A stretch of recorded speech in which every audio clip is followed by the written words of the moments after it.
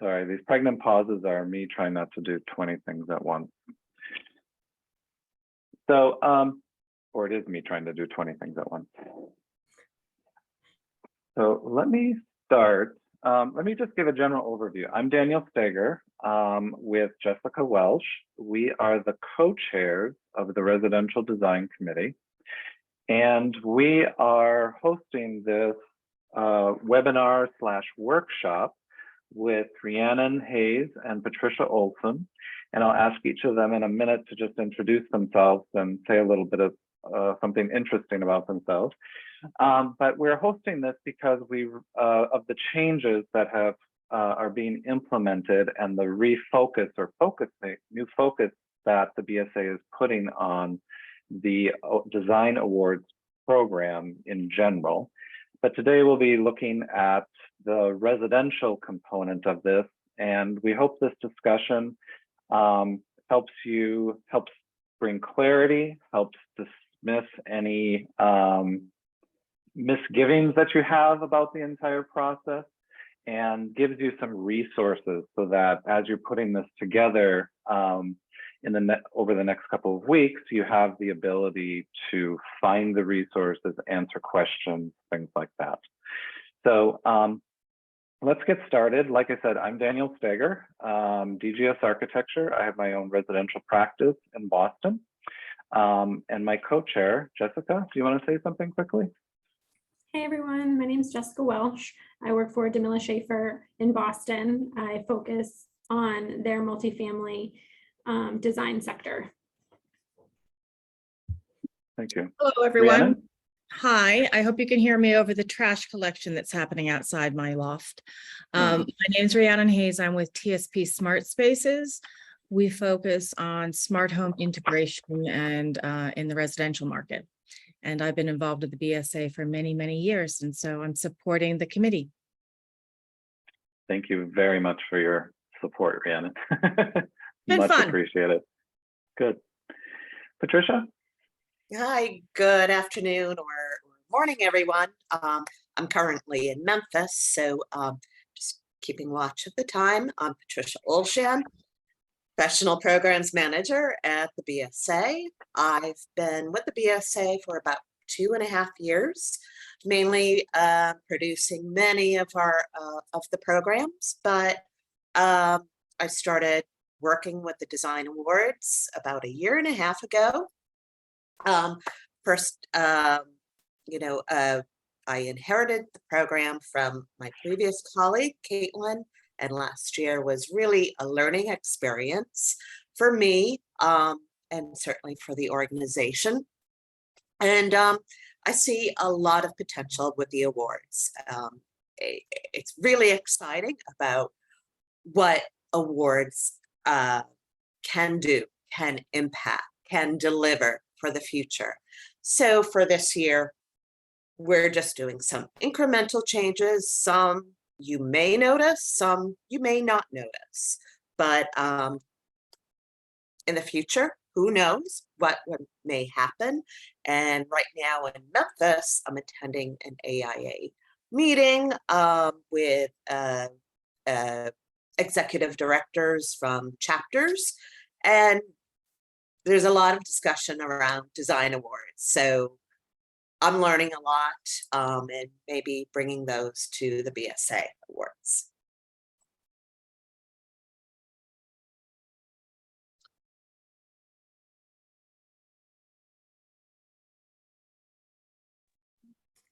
Daniel, I think you're on mute. Did you just see me gesticulating? Sorry about that. Patricia has to leave a little early, so we're going to start off with her, but the information that she's going to cover is more general in nature, and then we'll dig down into kind of a residential focus.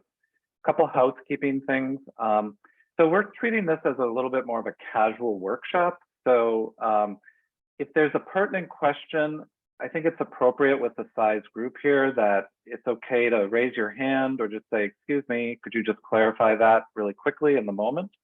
But if there's more of a general question that you think is going to take a little bit more time, to dig into, please put it in the chat. Rhiannon is going to monitor that, and we'll save that for the Q&A at the end. The CEU credit was uploaded to the chat as well, or the link. And I think that's about it. So I'm going to go through a quick little introduction of learning goals, stuff like that. We'll turn it over to Patricia, and then we'll go back to me, then to Jessica, and hopefully you guys will be much more knowledgeable. All right, so I'm going to share my screen. And let me know if you don't see a thing. Can we all see that? All right, so this is the boot camp for the residential design community. We actually have 2 presentations. So we're doing today, and then we're also going to do one on the 23rd. So if someone from your office or a colleague doesn't have the opportunity to be here, we are going to do a repeat. Daniel, can I also too make a quick suggestion, which just came to mind? Also too, we're planning on doing other programming for the residential knowledge community. And so if you have an idea of something that's a challenge you'd like to think, have a program about, just drop it into chat to me and I'll make a list, because we'd really like to have some other programming later in the year to bring everybody together and support your goal. Thank you. Thank you for underscoring that. Yes, we are always open to suggestions and input. Okay.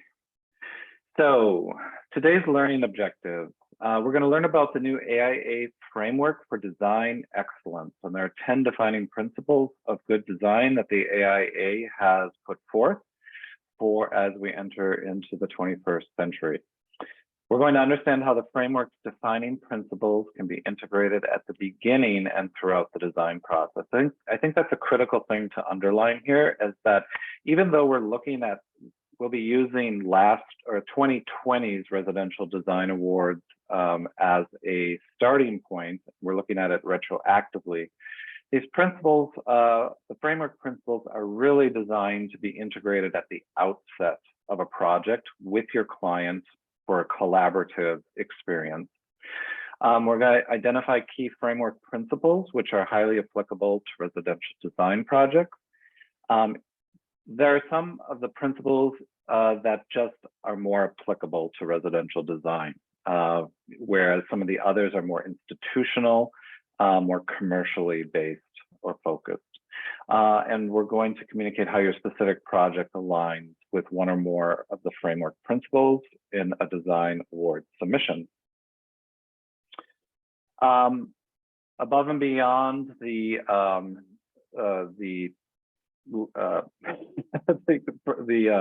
goals for the credits, excuse me. Some other takeaway goals will be, we would really want you to understand how to increase the participation of residential designers in the BSA Awards program. You know, Boston has such a knowledge base and depth when it comes to residential design, architecturally, interiors, all the support industries. We just want to increase the participation of our colleagues out there. And that's why we're putting on this workshop. We want to introduce the new design metric for the 2020 awards program, the framework, as we call it. We also want to emphasize, I mean, we've all, we've gone through these different systems, right? Or these processes. And, LEED was kind of criticized for being a checklist, that you were chasing after credits, things like that. But we want you to understand how the framework is actually the opposite of a checklist. And it's more about questioning. Question yourself, question your team. What are we forgetting? Who is this affecting? How is it affecting them? It's really that kind of system that the AIA is putting in place. We want you to understand the importance of the design process and its impact. We want you to think about how the client is being engaged early in the design process. And we want you to really think about how the project impacts the client. Not that you're just creating a a beautiful design solution that is void of any kind of human interaction. Any questions on those as we start off? Nope. Okay. Let's see. So I'm going to call these intermittent slides the palette cleansers. And Patricia. Patricia, just tell me when to advance and I'll. Great. Thank you. So thank you everyone for joining. I will pop some links into the chat after just a brief overview, but I just want to give you an overview of where we are, where the BSA is right now with the Design Awards, and going forward for the future, which I briefly mentioned. And like I said, Design Awards, all chapters offer them. The BSA has been offering Design Awards for years. There's been some evolution with the program, different categories, structures over the years. But really, we're at a crossroads right now with awards, the work that our profession does, what our communities need. So how can awards move forward? So the BSA convened a group of advisors this spring, and we just talked about, why are we hosting the awards and who benefits really? Are the awards solely a PR service, or can they be a platform for climate or equity? Can they be both? Are we offering too many awards, the right categories, the right focus? And we also talked about how do we simplify the process, because awards can be quite erroneous. So in the end, we have the BSA's focus, our mission, our vision stems around equity and sustainability. That is really the heart and soul of what we all do with our work. So the awards will continue to recognize the great work that you do and your clients do, but go deeper and to recognize the solutions and that you are creating. And those solutions are around designing for climate change to create the better buildings, and how you engage communities and clients in the process. And, Daniel, you mentioned right at the beginning, it's implementing the framework is you start right at the beginning with that engagement aspect. So this is a little bit of our focus for this year, and going forward next year, you may see more emphasis around these goals. So next.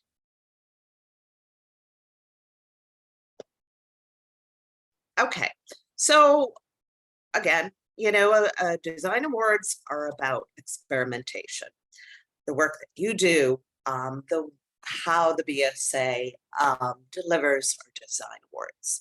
The BSA is definitely a unique chapter, AIA chapter. I'm currently in an AIA meeting in Memphis, and all the other national chapters keep commenting that, wow, BSA is quite unique, and it's something to be proud of. But I want to talk about some of the changes that are happening for this year, starting with the framework for design excellence.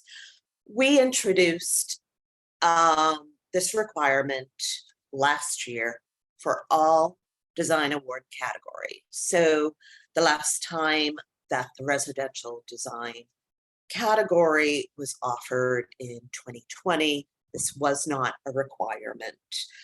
But and last year we implemented the Common App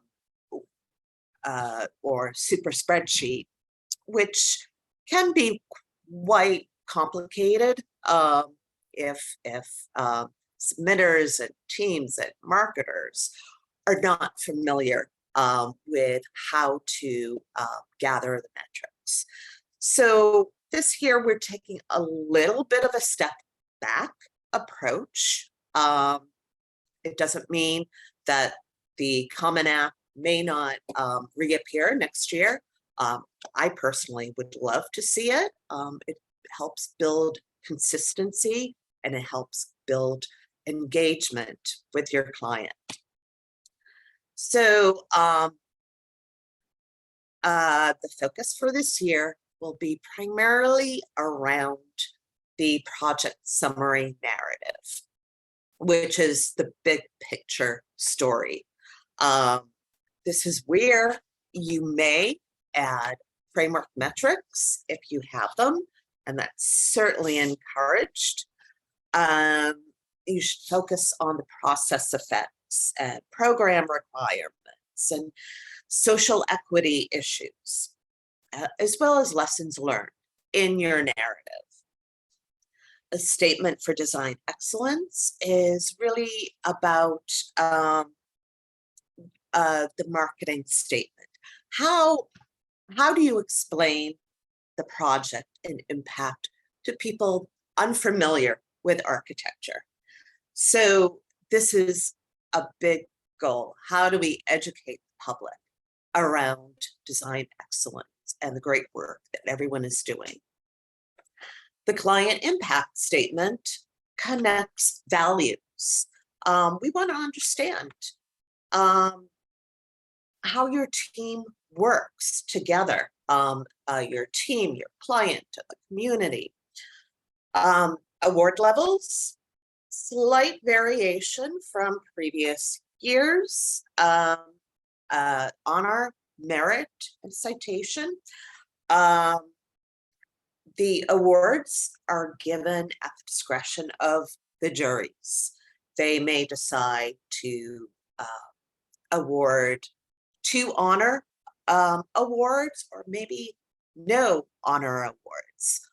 They may decide to award a citation for use of water, for example. So there may be some changes with different award levels. This year, the most controversial change is the elimination of sustainability award category.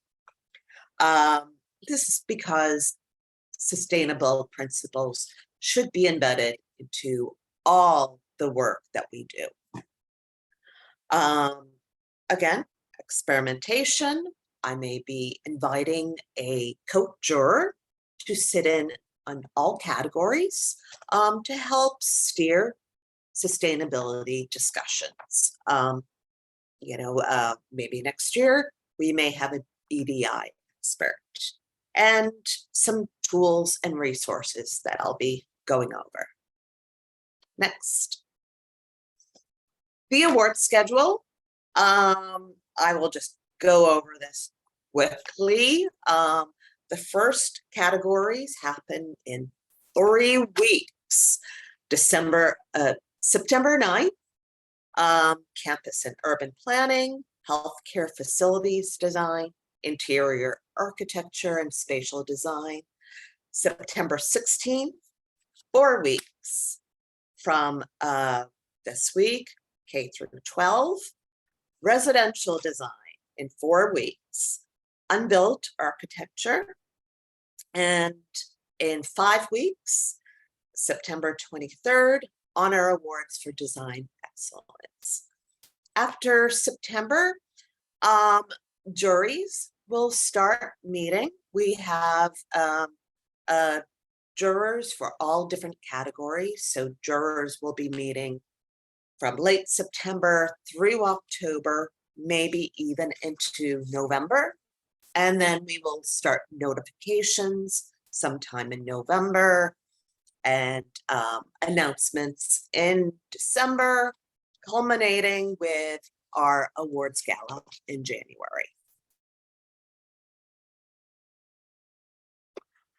I won't go over all of these details. And oops, I did see an error. I do want to point out on this slide, yep, it's 20, the project eligibility is 5 years.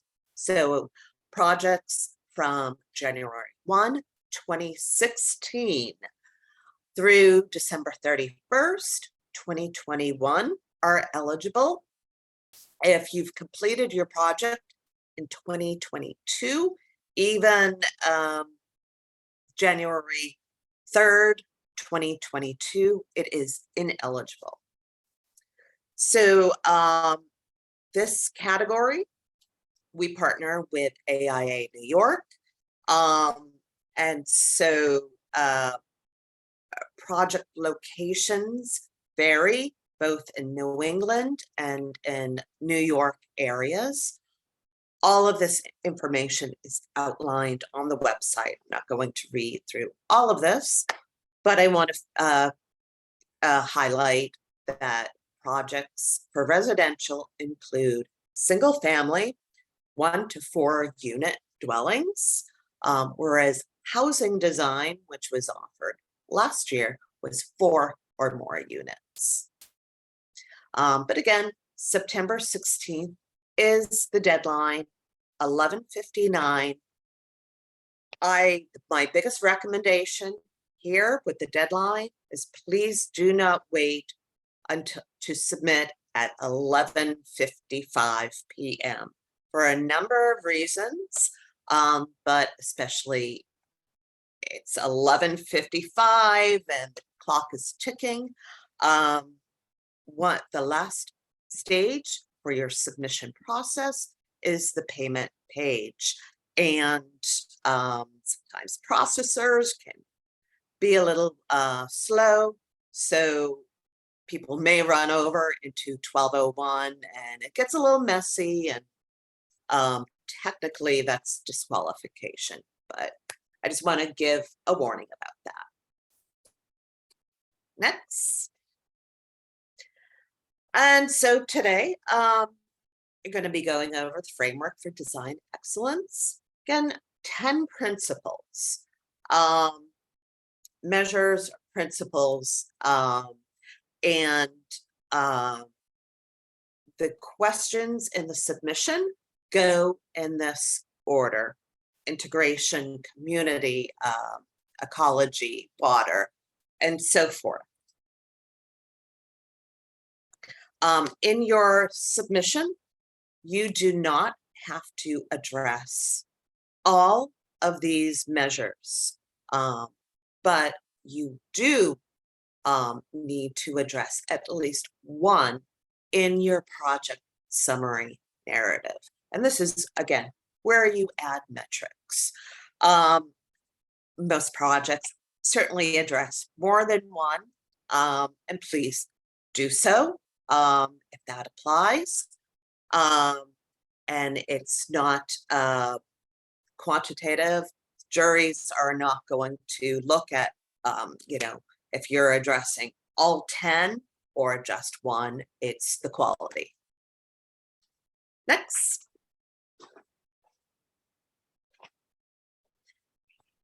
Again, project summary narrative and the statements focus on the impact, big pictures, address the requirements, the equity issues, use metrics if you have them. Consider questions. Keep asking yourself over and over while you're writing the narrative. Am I missing anything? How were specific issues addressed? How does the project provide more with less? What are the strategies? Just always, consider all of these questions, not just for the awards, but I think really for all of your work, your day-to-day work. And next. And I'm just going to go over, again, quick mentions of the categories. The BSA does alternate categories for each year's. We offer quite a few categories, and some are the annual categories. So this year we're offering campus planning and urban design, healthcare facilities design, interior architecture, K through 12 education facilities, residential design, honor awards for design excellence, which is annual, as is unbuilt architecture.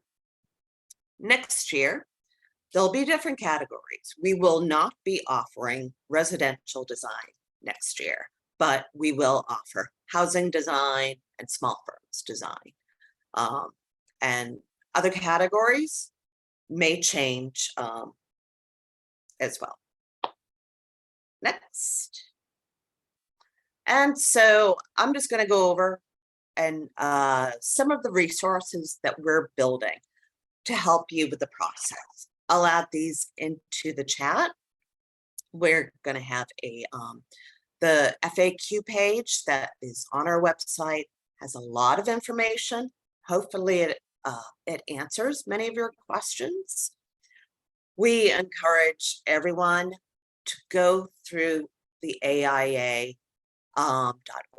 website, go through the framework resources. That is a great resource, and you can dive in, and that should answer a lot of questions. New this year, we have a design award submission library, which it's only of 1 year of 2021 winning portfolio submissions. This, you can look through all these portfolios to see what did it take to win a BSA design award. During your submission process, you'll be prompted to check a box just to confirm if your project wins an award. Do you want your portfolio included into this library? This is not a requirement. It does not have any effect on the juries. It's just a building resource for us. And next. And you'll find this, again, on our website. I'll put this into the chat. All the submissions from last year are in a Google Drive, and you can look at those. Great. Thank you, Patricia. Thanks. Right now, I'm going to, Patricia has to duck out in a couple minutes here. So Patricia, I think what I'll do is just show the websites that I referred to, and then see if there are any questions before you have to leave that are really in your kind of court, and you'd probably be able to answer them better. So let me, whoops. Can everybody see this here? So if you go to the BSA's main landing page, come over to Program, just click on Programs, scroll down, and there she is, Design Awards. And this describes the entire program for every single category, saying every 2 years, which ones are annual, which ones are every 2 years. But here we are, residential design. And I encourage you to read through this. Again, the deadline is September 16th at 11:59. Here are the fees. This is in conjunction with AIA CRAN New York, the Custom Residential Architects Network. So I don't know, Patricia, do you have anything to say about that? That relationship that we have with AIA New York and how that came to be? Or Oh, I think this has been a long-standing relationship, mainly with the evolution of housing awards. I'm not going to go through the back history of the housing awards, but previously, housing and residential design were combined at one time. We decided just about 3 years ago, to break off housing design as its own category and residential design as its own category, mainly for juring. It's complicated when you're reviewing projects and trying to weigh design excellence. Is it 4 or more or 4 or less? But the BSA partners with many chapters on different programs. For this category, we've been partnering with AIA New York. I just want to give, another example for our honor awards category.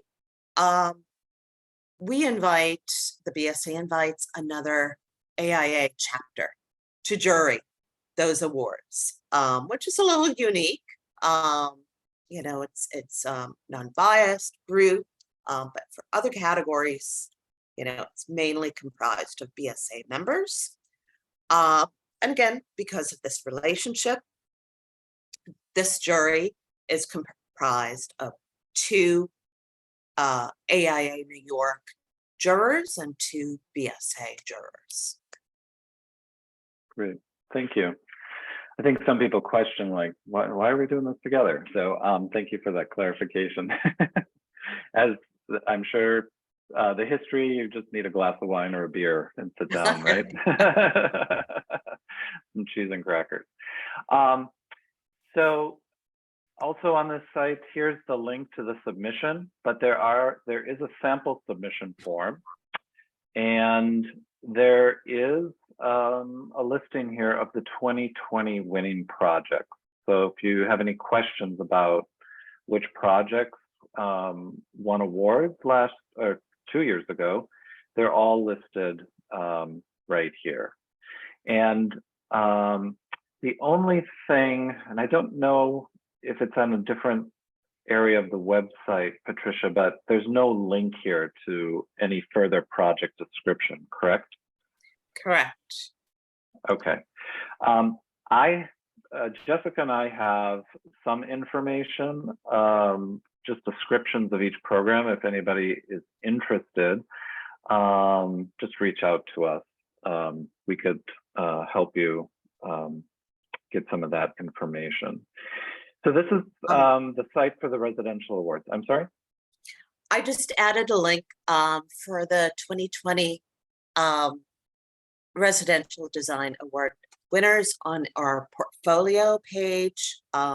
Another complicated story, but the Design Awards portfolio is hosted on a WordPress, and that is, I just added that link. Okay. And that gives a little bit more information. Great, thank you. So lots of information here. Patricia is giving you this link right here, the BSA Design Awards resources and FAQ page. But here it is again. Now let me go over to the national AIA site.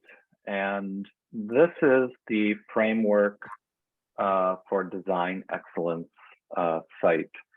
And there is so much information here. It's almost overwhelming the more you dig into this. But there's some key areas right here on the first page. There's a nice little video here on YouTube that just kind of gives you an overview. But right here, this download of the Framework for Design Excellence is a nice compact reader for all the 10 principles and the questions that are being asked. So that's a nice resource to just download and have at hand. Or if you're not printing paper, save the PDF.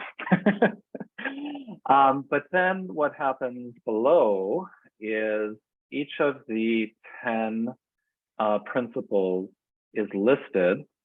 And let's just go into one that I'm going to be looking at a little bit more here, design for resources. It gives you a quick description and the questions that are being asked. There's some focus topics. If you go even further, there are high impact, best practices, resources, which is, I assume, being added to continuously as things come up, but this really hits upon a lot of the larger programs out there that feed into this principle. And then there are a number of projects, usually a minimum of 4, and then any additional information. So we're not going to dig down into this website and all the details on this program. We just want to let you know that it's here. Again, get a glass of wine or a beer, some cheese and crackers, and plant yourself in front of the AIA's website and take a look at it. Great. So are there any questions before Patricia has to duck out that would be appropriate for her to answer about the submission process? Any kind of technical questions you might have? There's one from Heather Weiss. Can you explain how a single family vacation home for a wealthy family can address social equity issues? It's a good question. This seems to be an emphasized point for applications, but I think this building type doesn't really apply.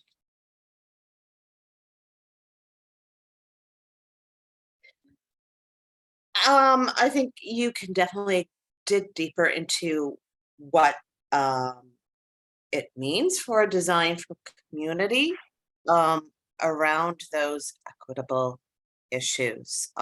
So certainly, you know, a vacation home, you know, is it possibly accessible, or does it benefit the location, the town or area?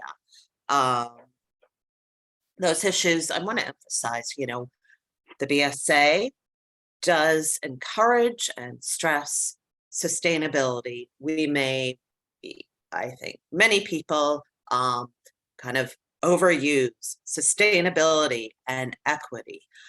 They do kind of go hand in hand. So it's not specifically, is this vacation home equitable? You can look at it, you know, for the sustainability principles as well. So it's not a one or the other, or everything must address sustainability. You probably are already doing it in some way within the work.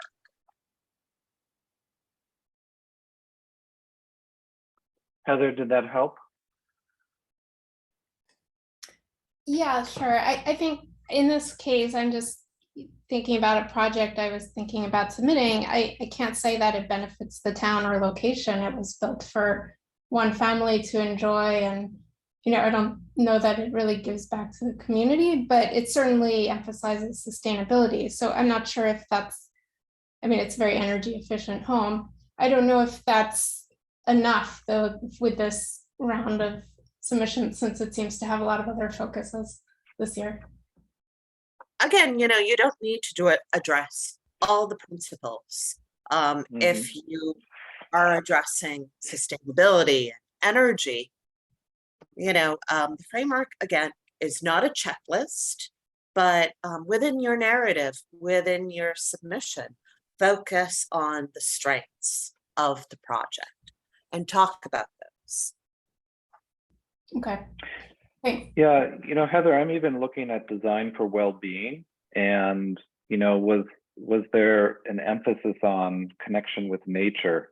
You said it's a single-family vacation home, and there are various ways to do that in the plan, in fenestration, things like that. So, I agree. That's kind of something I always struggle with in single-family residential work, but there are ways that we can create beautiful, sustainable, and life-giving spaces, even though they might be for a reduced number of people. Mhm. Okay. Again, that's a really long conversation to have. Cheese and crackers and a beer. I say that flippantly because when I'm done reviewing schematic design with clients around their dinner table, I always leave them and suggest, all right, I know we just covered a lot of information. This weekend, get yourself a nice bottle of wine, cheese and crackers, and sit down and have some fun. Maybe that should be one of our programs. There we go. How to lubricate our clients, right? I meant the topic, but no. Yes, I get it. Thank you, Heather. Appreciate the question. Thank you. So, Patricia, you have to duck out, but thank you so much for joining us. You are a wealth of information, and we'll continue here with the rest of the program. Thank you, everyone. And again, reach out with any questions, go through all of our resources, go through past submissions.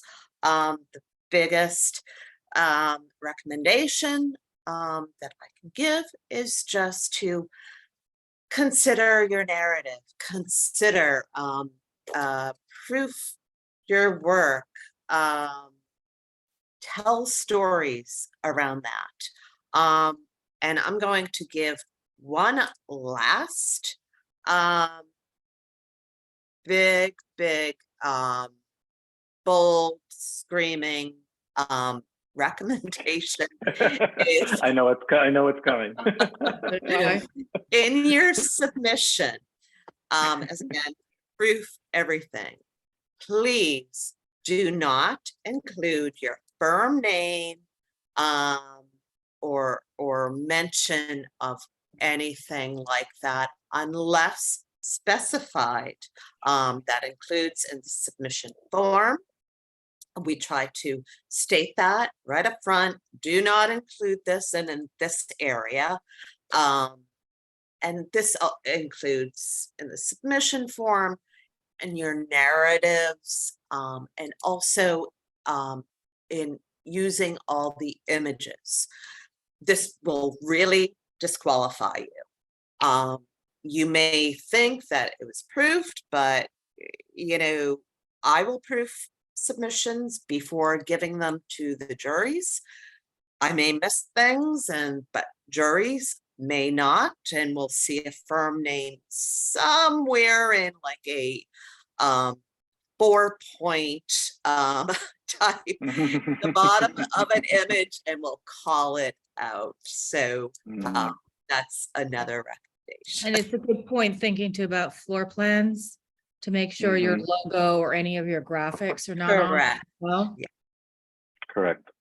Let me just underscore that because I got a list of all the submissions from 2020, and at the bottom there's a whole list that was called out of disqualifications.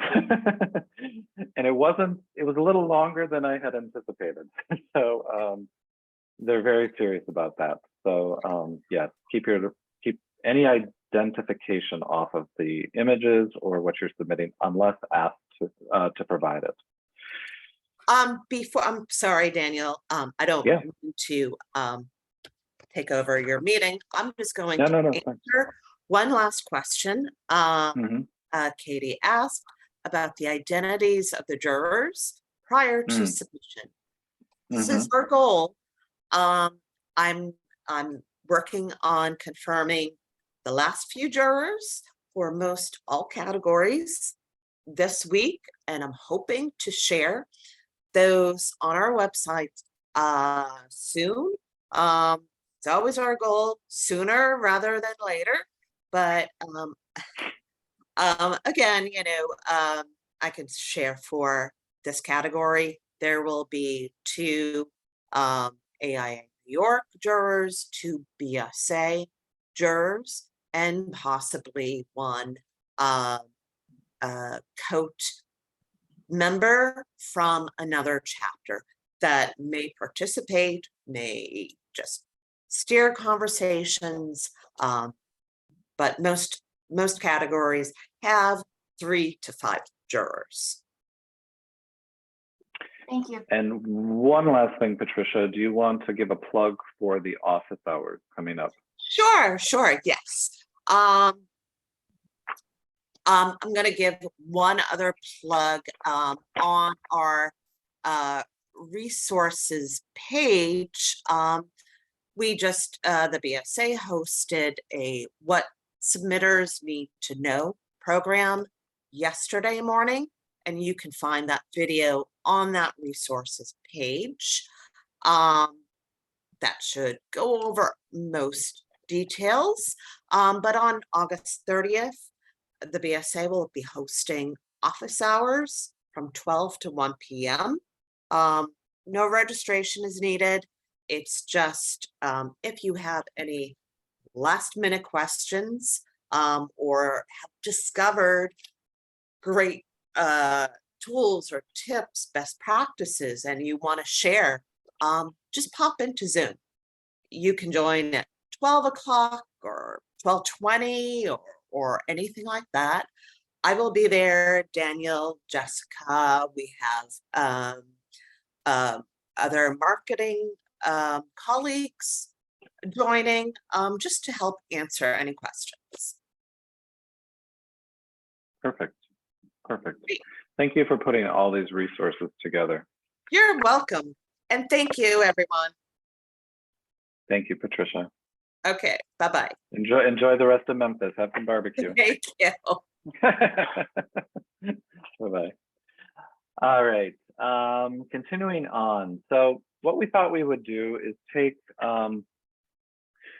2 award winners from 2020 and take a look at the project description that they submitted. And that was looking, some of them are looking through a very specific lens, talking more about design, what they did in terms of the design. And then we thought we would say, what would this project description look like? And some of this is taking poetic license on our part because I know nothing about these projects other than what was in the project description, of how the narrative would change or what it would look like. And so that's what we want to get into next. So I'm going to present Net Zero Farmhouse, and this was by Catherine Truman Architects that won a citation award. And let's just go large screen here. And these are some images from the submission. So beautiful professional photography. But I wanted to start with what the jury said about the project. Forgive me for just reciting this, but I think hearing it read out loud somehow steers it into our brain a little bit better. But it says, a new barn joins thoughtfully with a historic farmhouse. We wish to recognize renovations for the responsible and sensitive projects that they are. This historic home upgrade and new barn are more than responsible as a net zero project. The detailing is restrained and appropriate, and the living spaces are refreshed. So they do talk about the fact that it's a net zero project, but what I want to call your attention to is really when you start to look at the narrative or the project description, that net zero is actually almost an asterisk or side note, a footnote within the whole project. And those are items that when you start to look at this through the lens of the framework can be brought to the forefront. So this is the last boring read here. So this was the original project description. The core of this farmhouse had been built in 1630 with modifications, expansions, and renovations over the subsequent centuries. While the historic rooms maintained their integrity, the latter additions, which housed most of the daily functions of the house, were small, cramped, dark, and dated. When a new owner purchased the property, they looked to keep the character of the historic farmhouse, but update all the functional spaces to be more amenable to contemporary family needs, especially a family of 4 teenagers and several large dogs. We have all written a description like this at some point in our careers. A barn attached to the western end of the house, not structurally viable for renovation, was disassembled and timbers salvaged for reuse in the main house. Make a little note of that. Augmenting the original structure. A replacement antique barn was found and re-erected on the site. Make note they put it in parentheses, like it's a little footnote. The floor plan was substantially modified. The rear entry was significantly expanded. The kitchen moved and the dining area combined with the kitchen for a more casual living setup. Formal larger meals are set up in the large double height living space a few times a year. Most dramatically, the main living area was reconsidered, the rear stair relocated, combining an upper library and the lower living space into a dramatic and light-filled central living area open to the kitchen and dining area. The aesthetic of the house bridges traditional and contemporary with V-groove paneling throughout the service areas, including the seamlessly detailed kitchen cabinets. A minimal approach to furniture and carpets allows the floors to be a focus. The floorboards were numbered, removed, cleaned, and replaced.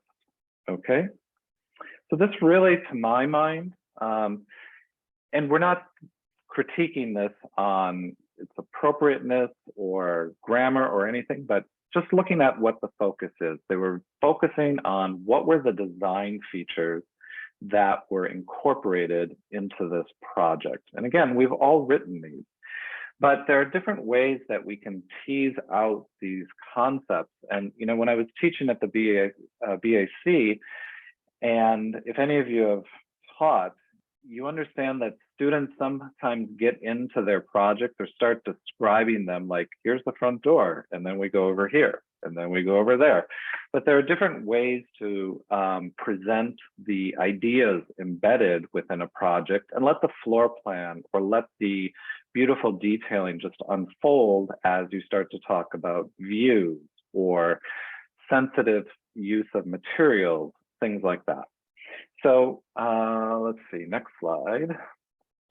So applying the framework for design excellence. And I pulled out this paragraph where they said timbers were salvaged for reuse and a replacement antique barn was found and re-erected on the site. And I looked at design for resources, and there are some questions that are prompting you to ask about how materials and products selected and designed are selected and designed to reduce embodied carbon, environmental impacts while enhancing building performance.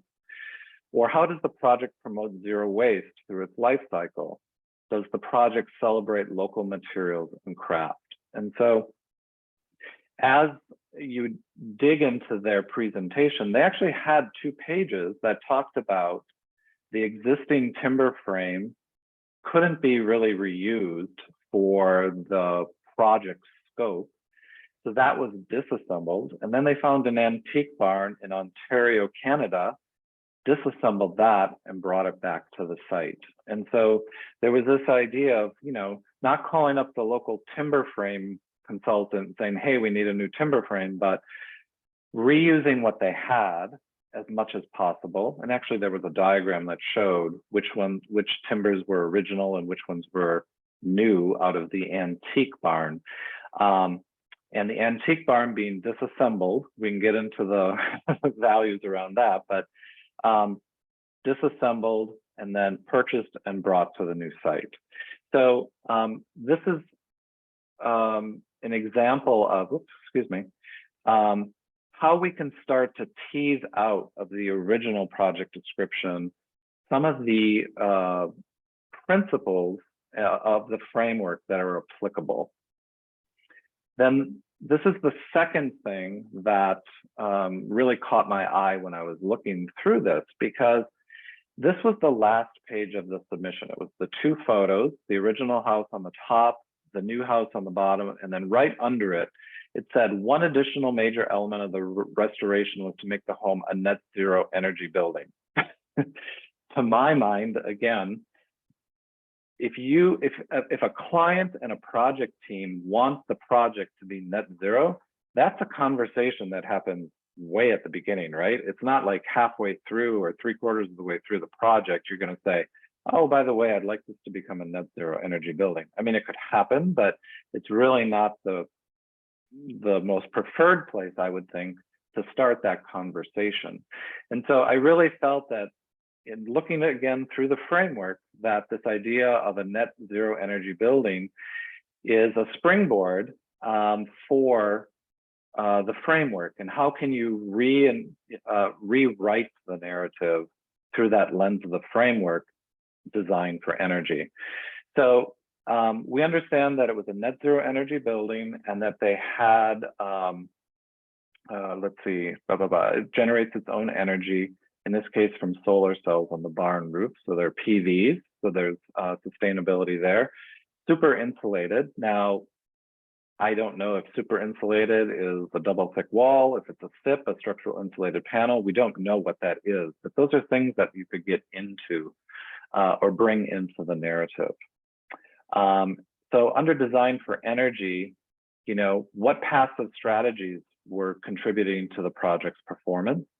How can the project exceed building code efficiency standards to approach net zero? I mean, that's specifically called out, and net zero carbon. Can the project be powered by clean, renewable energy sources? So those are things that are called out specifically. So I rewrote this. Forgive me, I took poetic license, and I was pretty straightforward. I mean, I was like, if someone was reading this and they didn't understand I was writing about design for resources or design for energy, you know, they've missed something. So the first paragraph, I kind of left that as, you know, that's the spot to talk about the design. You know, it's for a family. They're bringing it up to contemporary family needs and reworking the floor plan. But then under design for resources, I just said the attached barn at the end of the house was not structurally viable for renovation. The client and design team decided the most sustainable approach would be to disassemble the existing timbers and salvage them for reuse in the main house. Not enough timbers could be salvaged for the entire project. Therefore, a replacement antique barn was found and re-erected on site. The antique timbers dovetail perfectly with the New England farmhouse aesthetic, creating a seamless integration between old and new. The client's desire to repurpose and source antique timbers underscores their commitment to tread lightly and reduce their construction footprint. Again, so that's poetic license, but I think you get the idea of how you can start to integrate these. And then design for energy. Timber frame construction is the perfect structural system to support structural insulated panels, SIP. After the decision was made to use this method of construction, net zero discussions ensued and gained traction. Energy discussions built upon one another and ultimately culminated in the incorporation of photovoltaic arrays on the appropriate roof orientation. Sorry for that misspelling. The overall effect of the client's upfront decisions is that the property sells back energy to the utilities 10 out of 12 months. Now, that's fictitious just for this exercise, but is there the purpose of that is there some sort of data that can also support the narrative? So I am just, whoops, I just want to see faces, that's all here, sorry.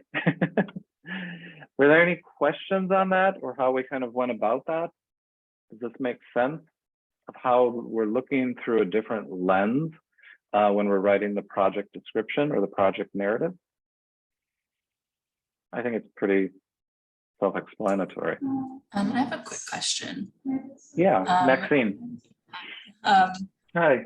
Should we be like this overt in like labeling that it's the type of like design for resources, smart design for energy, like should we kind of lay out the project description in that way where it's like label and then the breakdown of why it fits in there, or Yeah, that's a good question. So I just started here as a first pass because it just helped me organize my thoughts.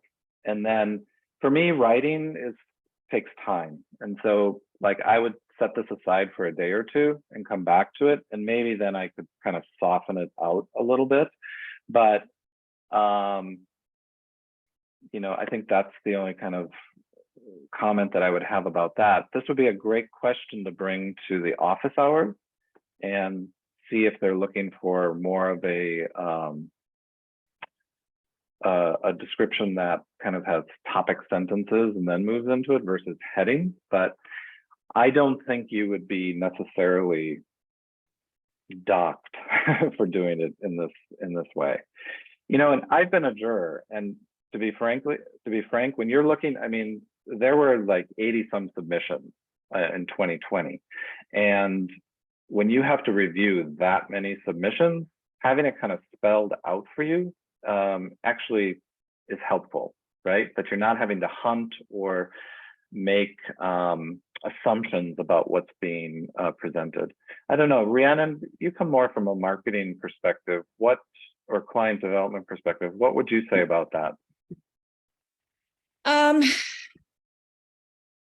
Well, I think what you're trying to do, I mean, it's different when the challenge is it's different when you're submitting an award as opposed to doing marketing to clients. So there are different things that you emphasize and phrases that you'll use. So I think awards have almost their own vernacular. So if you saw this though, these headings, would it be viewed as, I'm not using the right term here, but a little more crude than creating a flowing paragraph?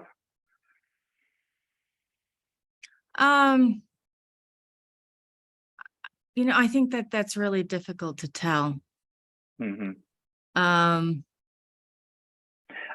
know, I think it also depends, Maxine, maybe how much you talk about the project in kind of maybe the first paragraph, you know, leaving that for a design discussion before you get into these framework ideas. And I also too, in thinking about when you're speaking to an audience, this audience, obviously the people who are doing the reviews of the awards are design professionals. So I don't think you have to be as poetic at times. Perhaps maybe when you're talking about the flow, I mean, it still needs to run smoothly, but I don't think you need to be as poetic. What do you think about that, Maxine? Yeah, that's helpful. I guess my follow-up question is, I know that there's a separate section where we have to like write like 100-word count, like optional for each one, but for the framework for design excellence. And I guess that's where kind of my question is, where I can see this also fitting in that section. So I guess I'm curious of how to really make the two like separate responses. Yeah, I think that's a good, yeah. Does it almost feel like you're just repeating yourself? Yeah, I think that's a good question. Let me bring that up to Patricia. And you know, if this was laid out maybe in a different way, you probably might have felt a little differently about it, right? But I'm kind of hitting you over the head with a sledgehammer here, just for clarity's sake. Yep. Having submitted awards too, oftentimes something is requested in an award. I remember sitting down with a team to talk about, what do you think the intent of that question is? So sometimes you go too deep, that then you overthink it. I see. Yeah, or sometimes things get misinterpreted. If you're trying to submit for one framework and someone's reading something and they're understanding it in another way and it gets put into a different framework category, it might be helpful to see the intent of the submission. That's very clear. Yeah. Exactly, yes. That's a good point. You know, Maxine, it'd be great if you could join on the office hours and have something for them to kind of respond to. Mm. Okay, yeah, thank you. Yeah, I know. idea. Our busy schedules, right? Okay, so we're at 109. This goes to 130. Why don't we go on to Jessica's? And I'm going to show the entire screen. Wonderful. Thank you, Daniel. Yep. I took a look at the Paul Rudolph House in Cambridge, Mass. The original narrative, I looked at it from a perspective of design for change. And the original narrative really spoke to how this specific family needed the house to be upgraded for their for them to be able to live in it and it be functional for them. The first paragraph is really telling about the history of the project and the intent of the project, whereas the second and third we're getting a little bit more into change, but the second paragraph really more of discussed upgrades. So not necessarily significant changes that happened in the design, but things that brought it up to code or things that made it more energy efficient. Whereas the third was the only blurb that you kind of got with relocating the kitchen or changing the winter garden to be a library space for the family. But this house, and knowing that Paul Rudolph was really creating his architecture to be more something that you could change in the future. He was very forward thinking. So really lending a different configuration of this narrative. And if you want to go to the second one, Daniel, and really starting to look at the overall floor plan and how sometimes adding a diagram to support a narrative and show an intent is helpful. Really showing how now in a contemporary house, we look for a more open living space so that things can change throughout the life of you living in the home. If things change while you're living there, this large open space is accommodating for that. Really kind of holding on to the left and right wings, kind of maintaining those spaces as more private spaces, and moving the kitchen to be able to really connect everyone on a more public level. Not having things so segmented. A lot of people treat the kitchen as the heart of the home. So changing that location really opened up this area to be able to lend itself to having this space be a more temporary or a more changeable area. And having the usage of some of the rooms change as well. So having this winter garden change into a library created a connection for the 2 study areas that the family requested, really making that more of a usable space.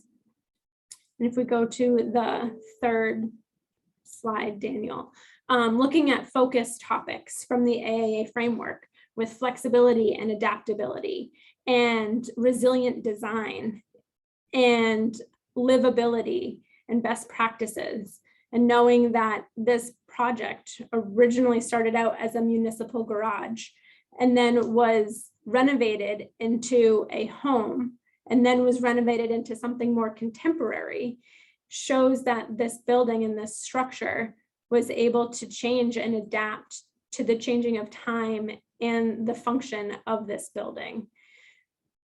So really lending itself to the floor plan and looking at how this one structure can change and can adapt to a more contemporary layout and a more livable space just by altering a few things in the plan. Yeah, Jessica, just as a side note, I didn't realize it was a municipal garage before it was converted to a house in the 60s, right? Yes. Yep. Yeah. I mean, it'd be interesting also to have a graphic that might show kind of that continuum, that timeline, you know, where we've entered a third use for, you know, for the building. So, or for the home. Definitely. Thank you. Sorry, I'm just going to, oops.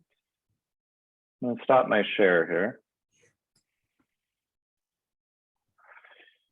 So we've got 15 minutes, 15, 16 minutes. Are there any questions, or do people want to offer some comments, some tips if they've entered, you know, if they've created submissions in the past? I think this is just kind of open office hours here for the next 15 minutes. Are most of you here as sole practitioners? Are some of you here from firms and you're kind of in their PR marketing department, or you've been thrown this task to submit? Macy, you nodded yes to that.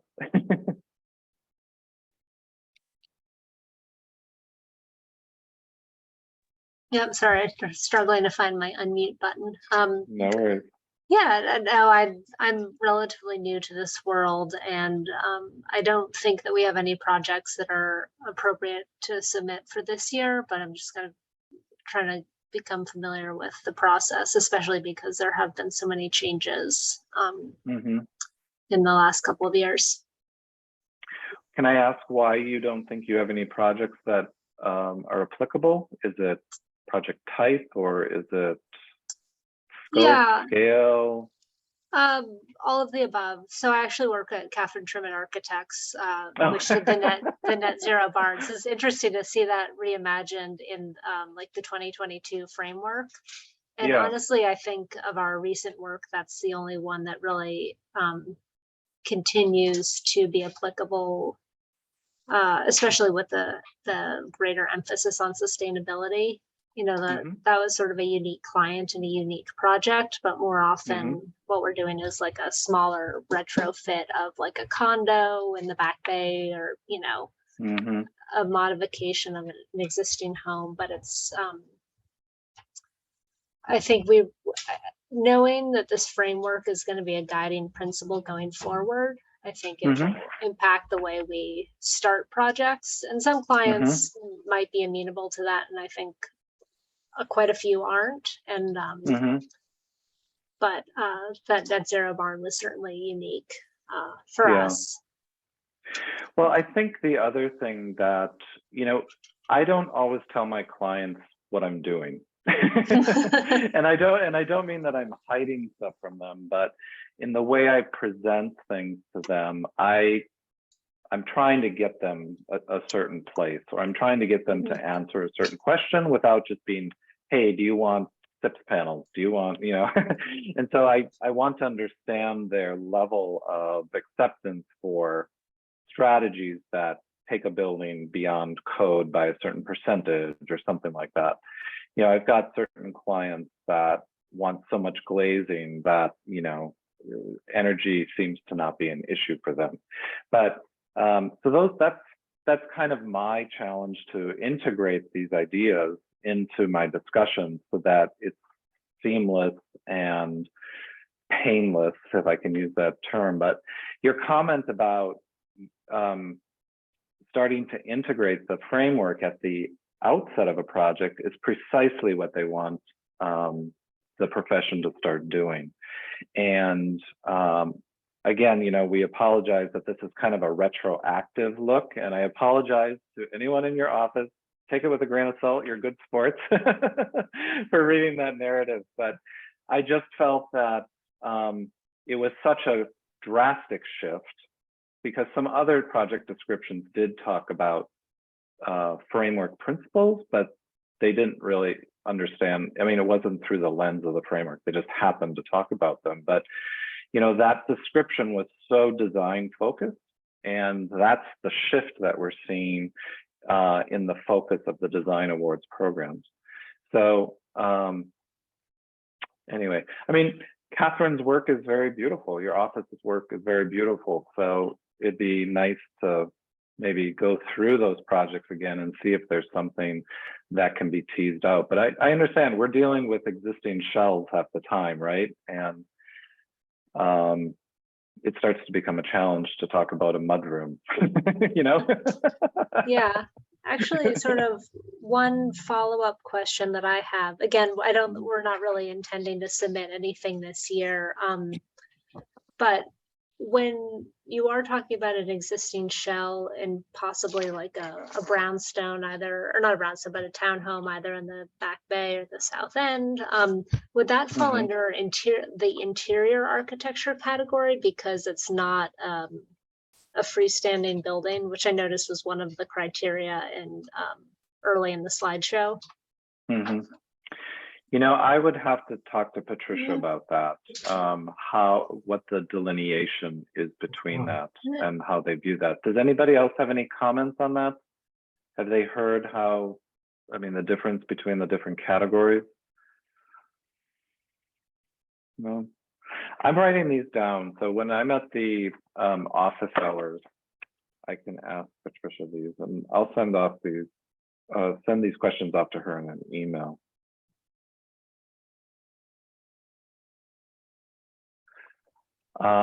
Did we answer your question? Or thanks for being a sport, Macy. Yeah. Oh, I mean, I didn't write the awards submission. Okay. I have no skin in this game. I thought your adaptations to the narrative made perfect sense in the framework that's being put forth for this year. And it's helpful to see a project that I am somewhat familiar with, kind of reframed in that language. So that'll be helpful for, I guess not next year, because this category won't be around next year, but maybe 2024. Somebody else, I think, had a question. Bethia had a question. Bethia, do you want to ask a question, or I can just read it? Sure. I'm just wondering, well, first of all, thank you for all of this information. It's super helpful just to even hear Patricia describe all of the requirements and the different focuses. Yeah, that's why I wanted her on. Yeah. So I'm just wondering, you know, you have this program due the 16th and the honor awards are due the 23rd. And how would you say the two programs are different? If you're like, would you still submit your residential project to the honor awards in addition?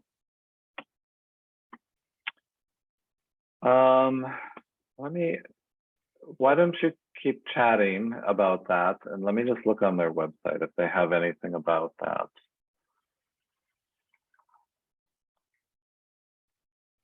Are you thinking that this would be a project that could apply to different categories? Well, this program is specifically residential, right? Specifically mostly single family. But the honor awards is kind of open to all sorts of building types. Am I right? Yeah, I'm reading this right now. So we're considering, I'm actually here from Gluck Plus in New York. We're actually considering submitting like an affordable housing project because we can't do it to the residential awards program since that's not until the rotation next year. But I'm considering submitting it to the honor awards. But I also have houses that I could submit to both. So I'm just trying to understand, you know, is it essentially the same? It's just you're up against other building types in the honor awards, but you're more within your own building type in the residential. Yeah, I think so. I'm at the honor awards for design excellence right now, and let me just share my screen so we all can look at the same thing. You know, we're all learning as we go through this. Here's the eligibility. Well, here's the background that kind of gives you what they're going after. Engage in the same question. Innovative and new design ideas that address issues of sustainability and social equity. So there it's pretty specific. Eligibility projects of new construction or rehabilitation, well, that opens it up for anything. Hyperscale that set the bar for future innovation. Criteria, robust approach to sustainability and equity, as well as addressing environmental, social, and economic factors. Carbon footprint. You know, this almost seems like you could apply to both. One that's seen really through the lens of a residential project, and another that's really seen through the lens of innovation, or what's novel about this. But let me put this down as a question.